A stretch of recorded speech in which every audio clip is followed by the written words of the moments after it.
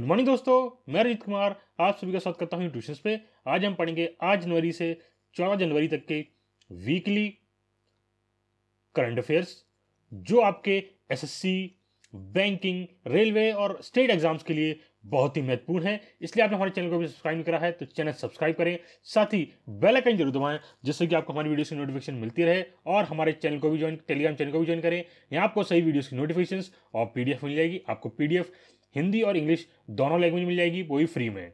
तो चलिए शुरू करते हैं आज के पहले क्वेश्चन से। आज का पहला क्वेश्चन ये रहा, किस राज्य में पूर्वोत्तर कृषि कुंभ 2023 का आयोजन किया गया है? तो सी आंसर इसमें आपका है ऑप्शन बी, मेघालय।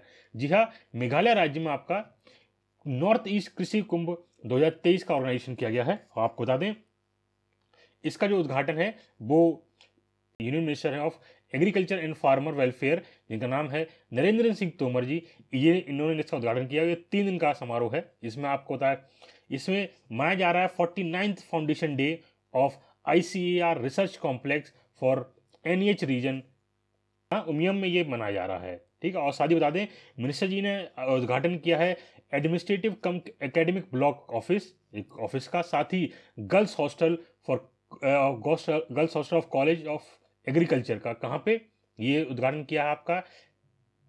किंदरे कुमलई री भोई डिस्ट्रिक्ट के अंदर।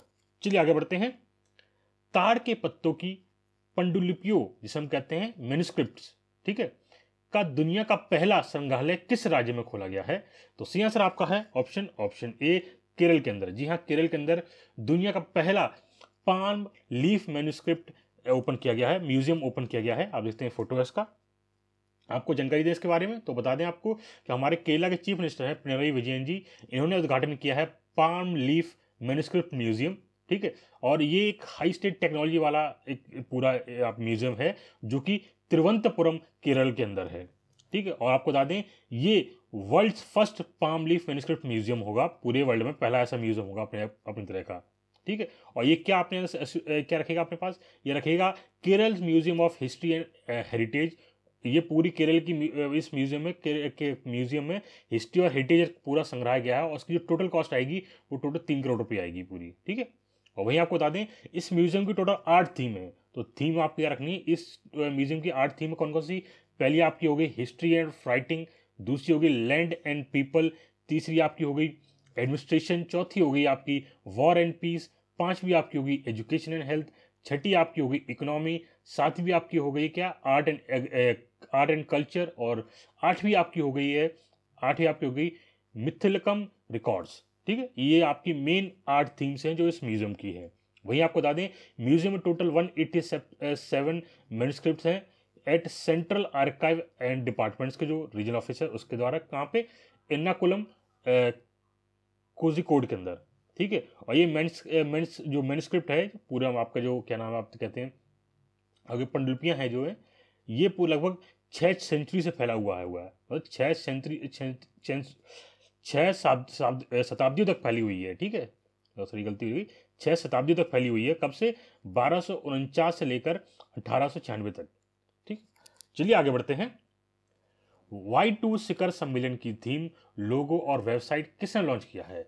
तो सी आंसर आपका है ऑप्शन सी, अनुराग ठाकुर। जी हाँ, अनुराग ठाकुर जी ने लॉन्च किया है अब हमारी Y2 समिट का क्या थीम, लोगो, वेबसाइट।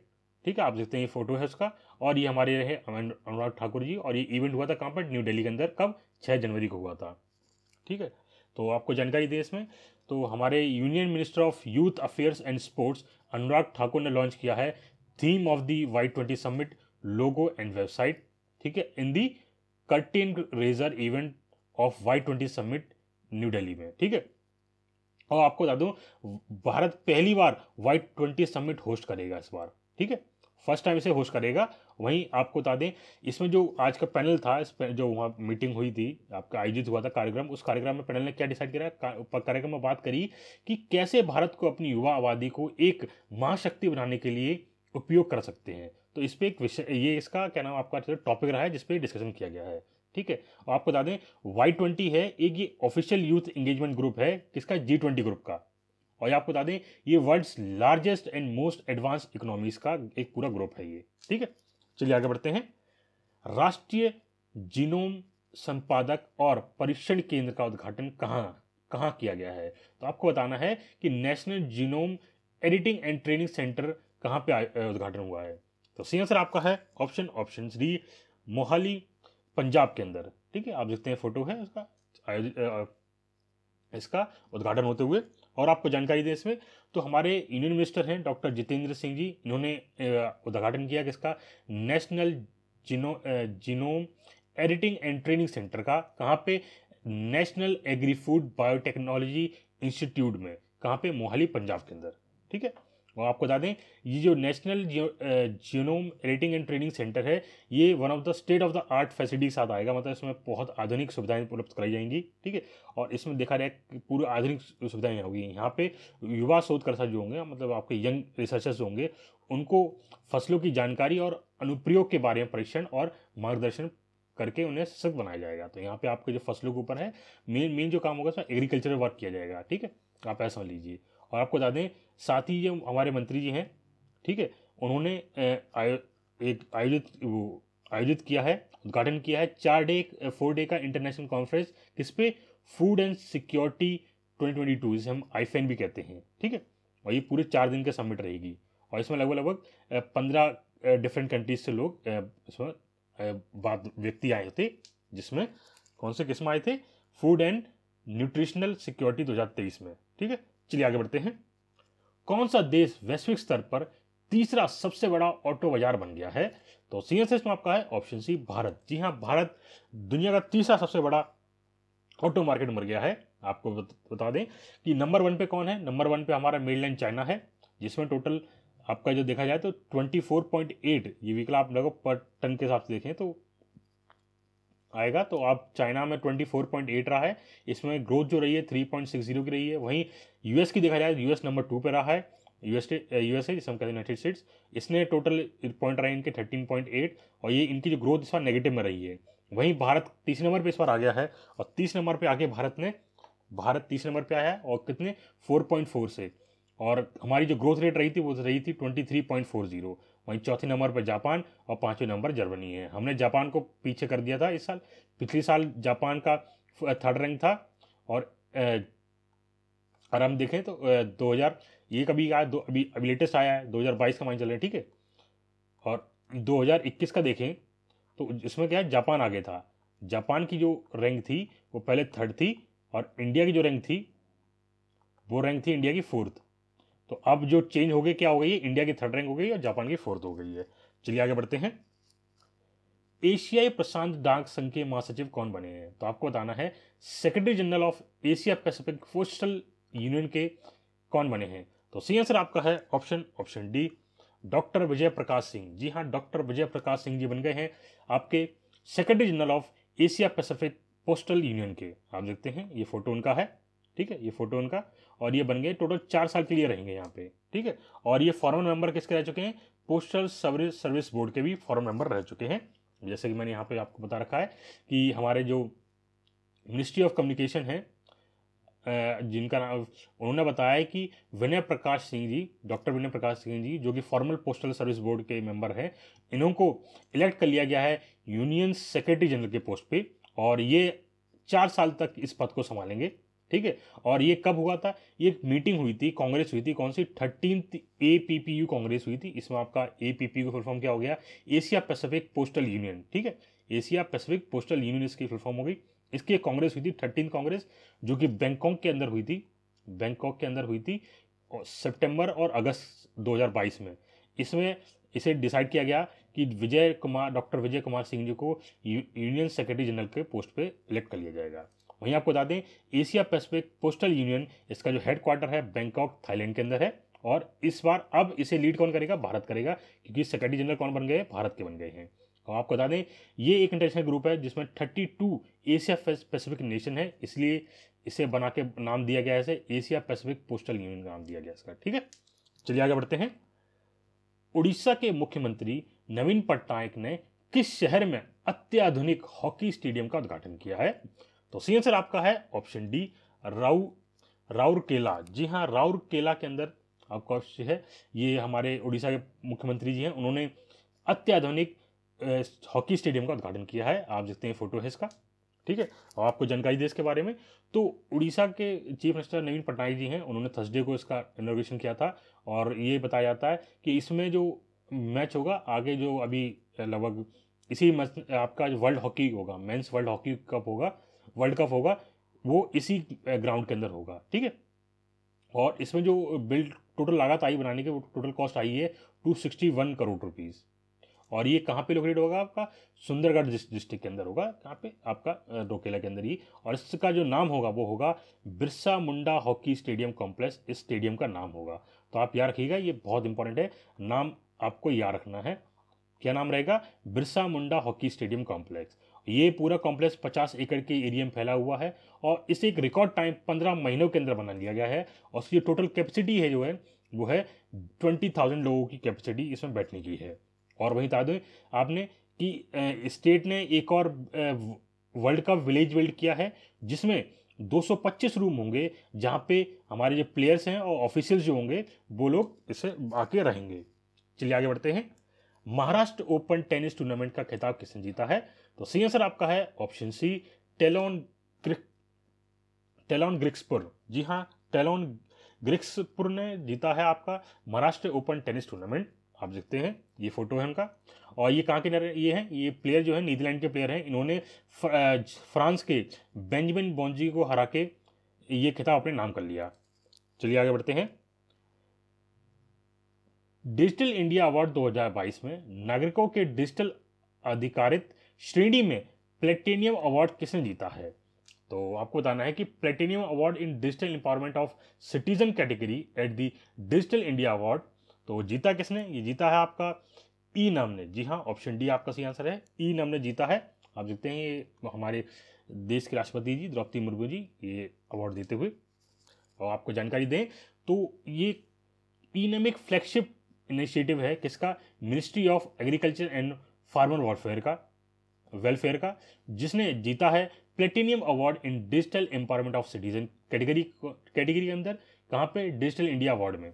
और कहाँ पे हुआ था? ये हुआ था न्यू दिल्ली के अंदर। और इसके जो चीफ गेस्ट थे, पूरे जो इवेंट हुआ था, इस इवेंट के चीफ गेस्ट थे वो थे हमारे देश की राष्ट्रपति श्रीमती द्रौपदी मुर्मू जी, ठीक। और आपको बता दें ईनम एक डिजिटल प्लेटफॉर्म है जो लगभग 1260 APM मंडीज, जो कि 22 राज्यों में फैली हुई है और 3 हमारी यूनियन टेरिटरीज में फैले हुए है। और 203 एग्रीकल्चर एंड हॉर्टिकल्चरल कमिटीज जिसमें ऑनलाइन ट्रेडिंग कराती है, ठीक है। एक डिजिटल प्लेटफॉर्म है एक तरह से मान लीजिए आप, जिसमें आपके 1260 मंडीज आती हैं और 203 आपकी एग्रीकल्चर एंड हॉर्टिकल्चर कमिटीज आती हैं इस पूरे प्लेटफॉर्म के अंदर, जो कि फैला हुआ है 22 राज्य और 3 यूनियन टेरिटरीज के अंदर।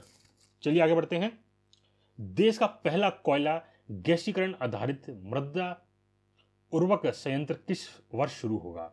तो आपको बताना है कि by which year the countries first coal gasification based soil fertiliser plant will started. तो सही आंसर आपका है ऑप्शन बी, 2024 के अंदर। जी हाँ, अगले साल 2024 में ये आपका भारत का पहला कोल गैसिफिकेशन बेस्ड जो सॉइल फर्टिलाइजर प्लांट है इसका उद्घाटन कर दिया जाएगा। तो आपको बता दें जो हमारे union health and family welfare and chemical and fertiliser minister doctor Mansukh Mandaviya ji, इन्होंने बताया कि भारत का पहला coal gasification based coal culture fertiliser plant जो कि उड़ीसा के अंदर है, ये शुरू हो जाएगा अक्टूबर 2024 के अंदर, ठीक है। और आपको बता दें ये कल्चर जो है ये कोल गैसिफिकेशन टेक्नोलॉजी से बना हुआ है। क्या करेगा ये यूरिया बनाएगा किस लिए? किसानों के लिए, हमारे किसानों खाद के लिए क्या बनाएगा? यूरिया बनाएगा इस पूरे प्लांट के अंदर। चलिए आगे बढ़ते हैं। अपनी नई पुस्तक revolutionaries the other story of how India won it's freedom, तो आपको बताना है ये बुक किसने रिलीज करी है? तो सही आंसर आपका है ऑप्शन बी, संजीव सन्याल। जी हाँ, संजीव सन्याल जी ने बुक लिखी है। आप देखते हैं ये उनका फोटो है और इन्होंने ये बुक लिखी है इसी, ठीक है। चलिए आगे बढ़ते हैं। बीसीसीआई चयनित समिति के अध्यक्ष कौन बने हैं? तो आपको बताना है कि बीसीसीआई के सिलेक्शन कमेटी के चेयरमैन कौन बने हैं? तो सही आंसर आपका है ऑप्शन बी, चेतन शर्मा। जी हाँ, फोटो देखते हैं इनका, चेतन शर्मा जी का।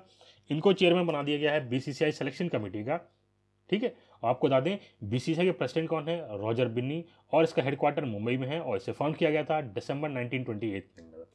चलिए आगे बढ़ते हैं। आपको बताना है who received the award for global leadership bye Harvard law school centre. तो हार्वर्ड लॉ स्कूल सेंटर द्वारा ग्लोबल लीडरशिप का पुरस्कार किसे मिला है? तो इसमें सही आंसर आपका है ऑप्शन डी वाई चंद्रचूड़। जी हाँ, हमारे देश के जो current chief justice of India हैं उनको दिया गया है ग्लोबल लीडरशिप का अवार्ड, किसके द्वारा? हार्वर्ड लॉ स्कूल सेंटर द्वारा। तो आपको बता दें कि हार्वर्ड लॉ स्कूल सेंटर इन्होंने डॉक्टर भारत के जो चीफ जस्टिस ऑफ इंडिया हैं जिनका नाम है डॉक्टर डी वाई चंद्रचूड़ जी, इन्हें अवार्ड फॉर ग्लोबल लीडरशिप के लिए रिकॉग्नाइज किया है, ठीक है। और आपको बता दें ये वर्चुअल सबमिट हुई थी, कब? 11 जनवरी की वर्चुअल सबमिट हुई थी, तभी ये अवार्ड दिया गया था, ठीक है। और आपको बता दें award for global leadership is the centre highest professional honour है ये, ठीक है। चलिए आगे बढ़ते हैं।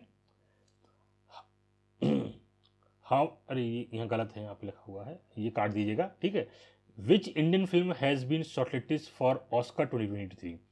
तो आपको बताना है कि ऑस्कर मूवी के लिए कौन सी मूवी चूज करी गई है।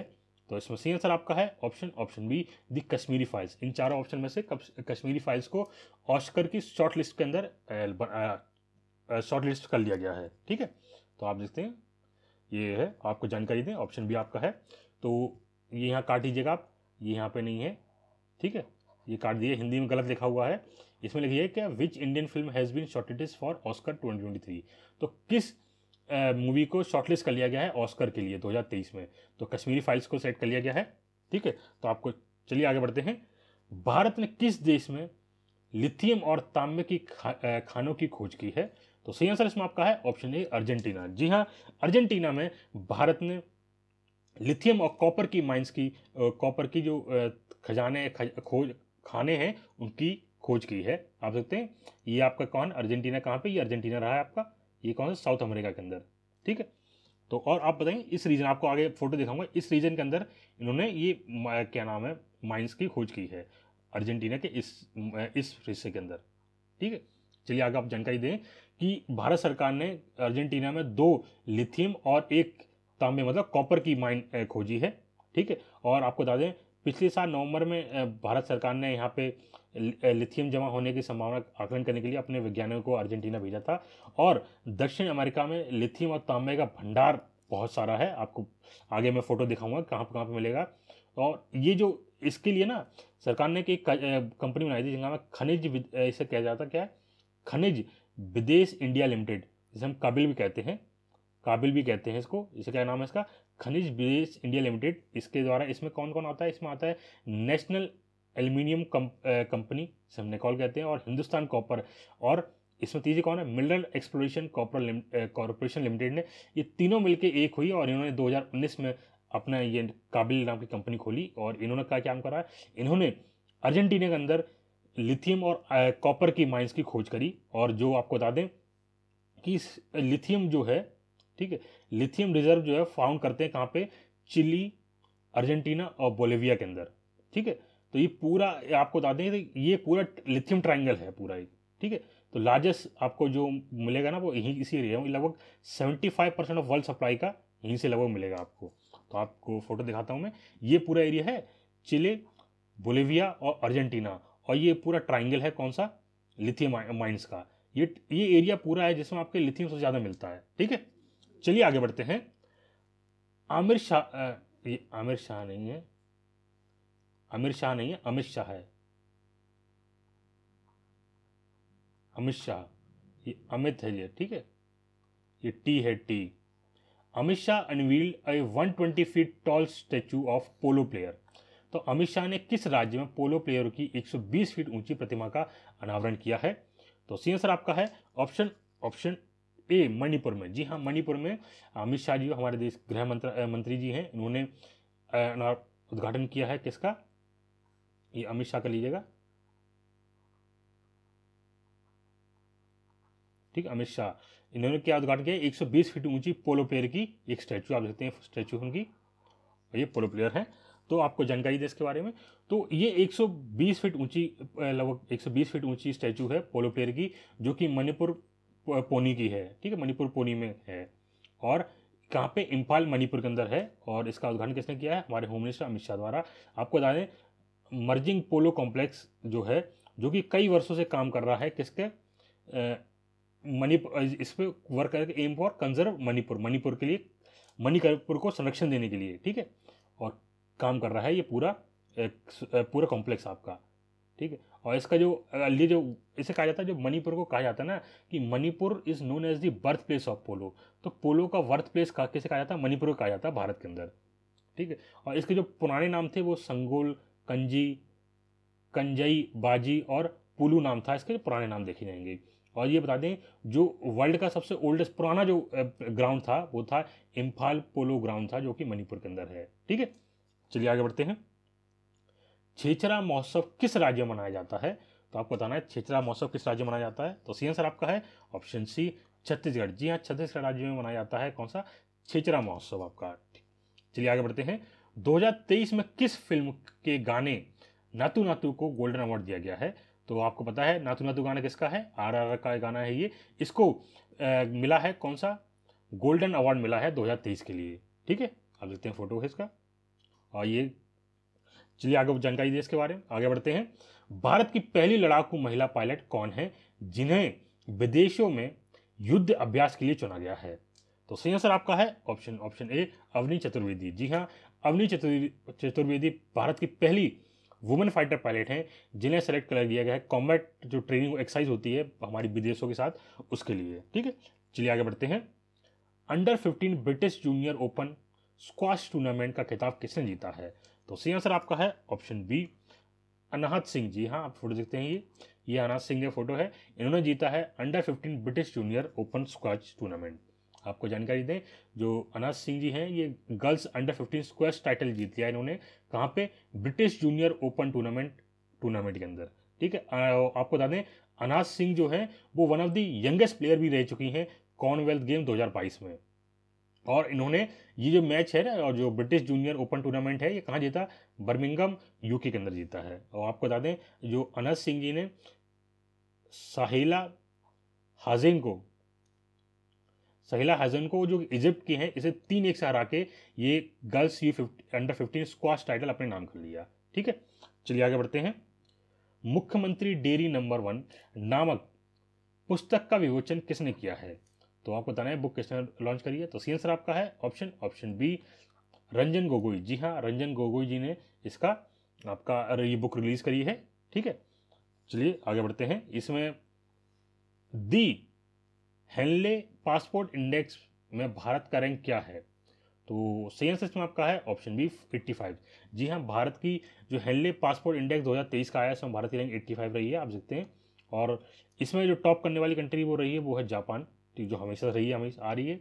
और आपको बस नंबर 2 पे कौन, सिंगापुर रही है। नंबर 1 पे जापान, नंबर 2 पे सिंगापुर रही है, तो ये याद रखिएगा। तो यहाँ लिख दे रहा हूँ मैं, नंबर 1 पे कौन रही है, जापान रहा है, तो ये याद रखिएगा, नंबर 1 पे जापान कई सालों से टॉप कर रहा है।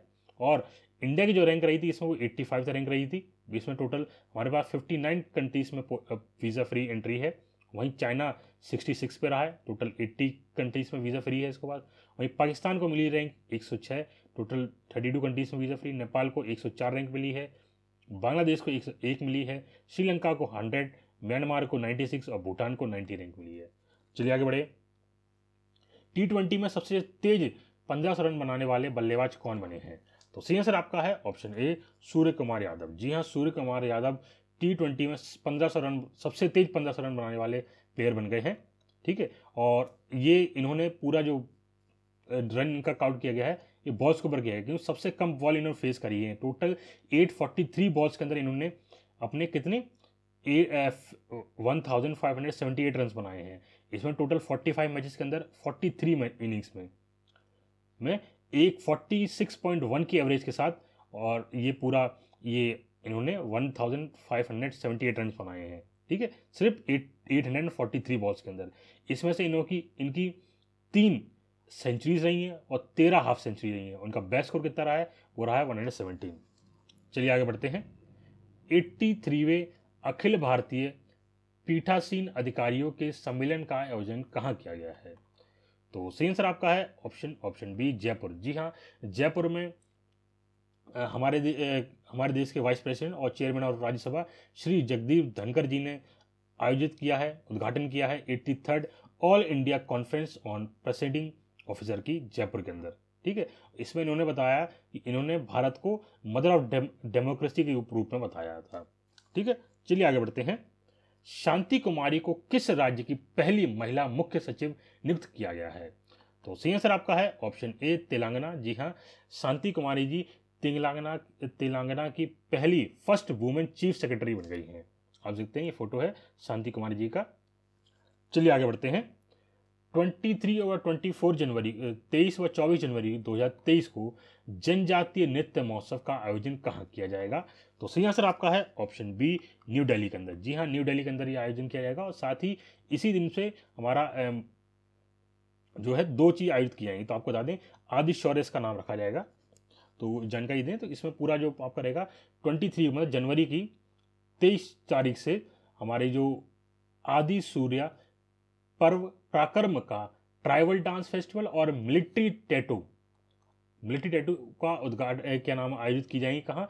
जवाहरलाल नेहरू स्टेडियम न्यू दिल्ली के अंदर आयोजित किया जाएगा। और ये कब? ये पराक्रम दिवस के दिन पे ये पूरा, क्योंकि 23 का हमारा पराक्रम दिवस होता है, उसी दिन ये आयोजित किया जाएगा। इसमें जो 2 दिन का सेलिब्रेशन होगा, तो आपको पता है 23 और 24 को ये पूरा आयोजित किया जाएगा ना। तो 23-24 किया जाएगा। 23 में क्या हमारी जो डिफेंस मिनिस्ट्री है वो हमारी भारतीय सेना की शक्ति दिखाएगी, स्ट्रेंथ दिखाएगी। साथ ही अब वहाँ पे दिखाया जाएगा कि भारत का कितना अच्छा ट्रैवल कल्चर है, कितनी ब्यूटीफुल कल्चर है। ठीक है, तो ये चीज़ इस पूरे समारोह में दिखाया जाएगा। और आपको बता दें, मेन इंपॉर्टेंट आपको याद रखना क्या है, आपको पता होना चाहिए हमारे देश के सीडीएस कौन है। सीडीएस हमारे देश से कौन है? वो है जनरल अनिल चौहान जी। और हमारे देश के चीफ ऑफ आर्मी स्टाफ कौन है? वो है जनरल मनोज पांडे। वहीं चीफ ऑफ एयर स्टाफ हैं चीफ मार्शल विवेक राम चौधरी। वहीं आपके chief of national naval staff वो है एडमिरल आर हरि कुमार जी। ठीक है, चलिए आगे बढ़ते हैं। जादूनामा किसकी पुस्तक है जिसे हाल ही में लॉन्च किया गया है? तो सी आंसर आपका है ऑप्शन सी, अरविंद मंडलोई। जी हाँ, अरविंद मंडलोई जी की पुस्तक है जादूनामा। ठीक है, ये इनकी लॉन्च करी गई बुक है। ठीक है, चलिए आज की वीडियो सीखते रखते हैं। अगर आपको वीडियो अच्छी लगी हो तो वीडियो को लाइक करें, चैनल सब्सक्राइब करें, साथ ही वीडियो को शेयर जरूर करें जिससे कि ये बाकी लोगों के पास भी पहुंच सके। जय हिंद।